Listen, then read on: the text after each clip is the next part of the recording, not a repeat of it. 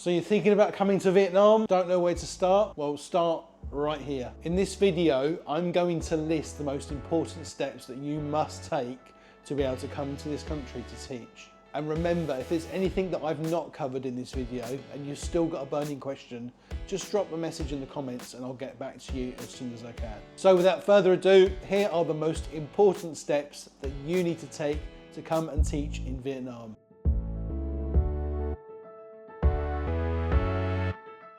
Okay, so first and foremost, bottom line, you need a degree. Now, unfortunately, unlike in the past where you possibly didn't need a degree to teach, times have changed.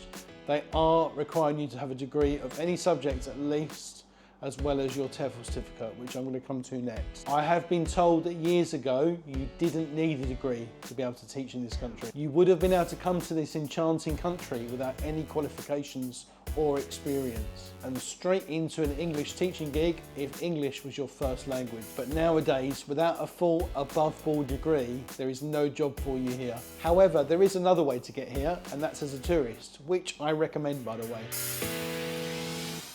Okay, so you've decided you want to come to Vietnam to teach. You've got no experience and no qualifications. Not a problem. You need to do a few things. So number one, the TEFL certificate. TEFL, or Teaching English as a Foreign Language, also known as ESL, English as a Second Language, or EAL, English as an Additional Language. They're pretty much all the same thing. However, the course you do isn't.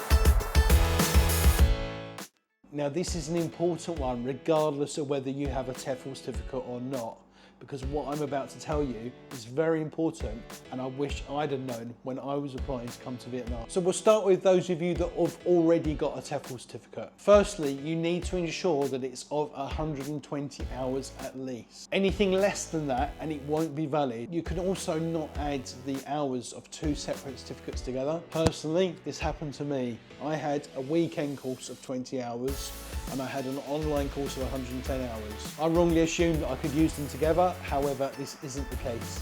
Your TEFL hours, the minimum of 120, must all be on one certificate. There is a rather unknown exception to the rule in terms of requiring a TEFL certificate, which I'm going to come to just in a moment. Okay, so for now, let's assume you don't have any TEFL certificate or any teaching experience. You might think the best option is to go on one of those cheap discount sites and get something that will be an online course, maybe for, I don't know, 130, 140 hours, and you're paying £20 or a very cheap discounted price. Well, the key is finding a reputable, accredited TEFL certificate Vietnam government require to ensure that your certificate is valid and genuine. Now personally, as I needed to get a youth certificate myself, I also wanted in-class training. So I personally chose Ninja Teacher. Now I'm going to put a link to a video that I've made with them previously. However, this is not a sales pitch for Ninja Teacher. I've already spoke about those guys. I will also list a number of different companies out there that are not only accredited but are respected in the TEFL community. Now, if you're sitting there thinking, hang on a minute, I'm already qualified in teaching through examples like a PGCE or a BA in education or any other form of teacher training, this part's for you. You are technically exempt from needing to get a TEFL certificate, but I stress technically. The problem is some English centres may not be aware of this and they may demand it from you. So I'll leave that up to you whether or not you still choose to get a TEFL certificate as well as having your teacher training certificate as well.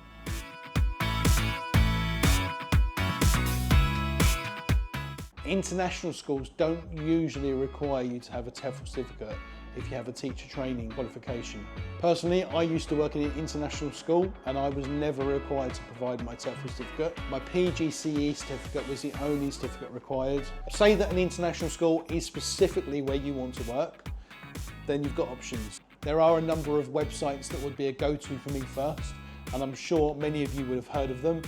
The biggest one for me would be TES or TES Jobs, TES Jobs International essentially. You can search Ho Chi Minh City or other areas in Vietnam, and the jobs there are often listed roundabout in January time for August starting dates. However, I have seen jobs advertised all year round for these positions, so it's worth taking a look. Other websites include Indeed or Teaching Jobs in Vietnam. I would also get your CV up to date and have at least 3 references to hand. Preferably the most recent employer would be one of your references. Now, just something to consider whether or not you're applying for an international school or somewhere like an English centre. The short answer to this question is yes, you need a police check.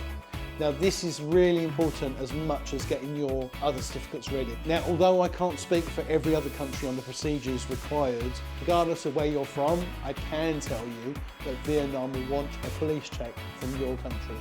Now I will get to the police check procedures for the UK in just a moment. However, it's much easier to get this arranged in your home country before you leave for Vietnam instead of waiting until you get here. Believe me, it's a much harder process. I've been through it, it's not fun. So let's look at the UK for those of you that are interested in coming from the UK. So most of you will probably be aware or have heard of DBS, Disclosure Barring Service. So Disclosure Barring Service, or DBS, is a police check that usually people who wish to work with children or vulnerable adults is required to obtain before they can start their job. Now usually the employer that you're going to work for would apply for your DBS. Naturally, if you're coming to Vietnam, your employer would be in Vietnam. They're not going to be able to access a DBS application for you. So the best option here, in my opinion, is to contact ACRO, A-C-R-O, and that's a national police database where you can pay for a police check that's internationally recognised and you can use it in Vietnam. It's also part of the application to obtain a work permit to make sure you're legal working and living here. Now the reason why I like the ACRO certificates is because they come with a wet signature. That's signed by someone of authority. Therefore, once you've received your police check, because it's already got that signature, you can send it straight to the Foreign and Commonwealth Office and then the Vietnam consulate, and they will process it much faster. So it's just something to consider. So you can send it straight to the FCDO without the need for notarization or going through a solicitor before it goes off to the Vietnam consulate. And this can save a lot of time and money. So this leads me on to legalization. Let's get to it. Again, short answer is yes. Now, it's really important. If you can do this in the UK, believe me, it's a lot easier, a lot faster. I would do all of this process in the UK or your home country before you come to Vietnam. So the stages of getting this process are obtaining your TEFL certificate, obtaining copies of your degrees, obtaining a police check certificate from ACRO preferably if you are in the UK, contacting a notary public. Now this is for a fee, however they will process your documents, including the verification process. This includes them sending to the FCDO, followed by the Vietnam Embassy. I've also added 2 companies in the description who I used in the past. This is just information, not a sponsor video, but I was happy with their service.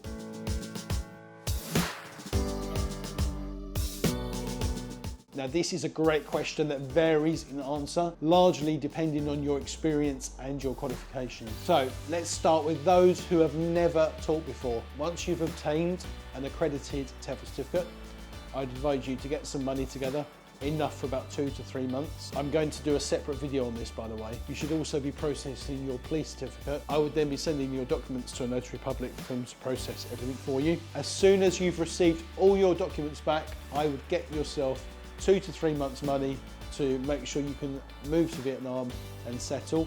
Again, I'm going to do a separate video on this just to give you a bit more information. So I haven't gone crazy. I'm not just sending you on a plane blindly. Schools want to see you in person before they hire you. And actually it kind of makes sense. There's only so much you can get from a CV or a video chat. Once they know that you've got a TEFL certificate, they may want to ask you to do a demo teach.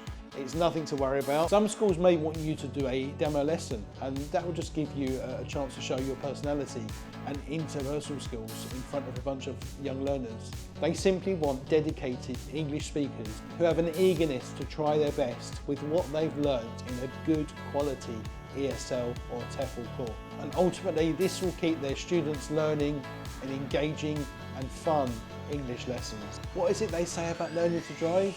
You take your test, then you pass, and then you learn to drive. This is the kind of same thing with ESL. Go for it. Have you trained in ESL, pass it, and then learn to teach. As long as you care for those kids, you'll have a great time. And you know what? You'll smash it. Teaching English is no different. Just be dedicated, passionate, and patient for these kids. And they'll love you for it. Then the rest will just come naturally. Now, if you have taught TEFL before, by all means, apply online before you leave your country. Places like English centres and international schools may still want to see you in person before considering you as a worthy applicant.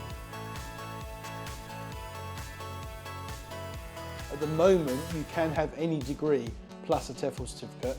However, the Vietnamese government may possibly be clamping down on qualifications in the future. This could mean that you must have either a teacher training certificate or a master's or other degree in education or any subject that is specific to what you're going to teach. However, that isn't the case yet, so for now we're looking at having a degree and a TEFL certificate. Any updates that arise, I will post in a new video, so be sure to subscribe for vital updates.